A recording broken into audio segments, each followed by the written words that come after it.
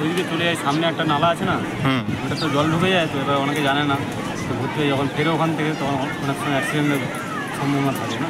এটা নিয়ে সতর্ক করে, তাই না? সতর্ক করে দিই আমরা, তারা যাবেন না করে। এই তো বিভিন্ন চারিদিকে তো এখানে সাইনবোর্ড লাগানো আছে, দেখেন না ওরা?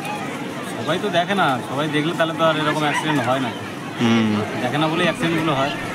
যদি দেখা যাচ্ছে কেউ ভেসে যাচ্ছে তখন আপনারাই গিয়ে উদ্ধার করেন। হ্যাঁ, সে মানে দীঘার মতো তো নুলিয়া টাইপের কেউ নেই। সিভিল ডিফেন্সটা আছে ওই পারে আছে, যেখানে ঢেউ হচ্ছে ওই উঁচু চটটার ওপারটা আছে। এপারটা কিছু হলেই আপনারাই সব কিছু করেন আপনারা? এই পারে এখন ভাড়া চলে, জল কমে আছে, এখন ওই জোয়ারের টাইমটা হলে তখন একটু বিপজ্জনক হয়। এখানে আপনারা কজন আছেন? এখানে 30 জনের মতো, 30 জনের মতো কাজ করেন। আপনার নাম? সুব্রত বিশ্বাস।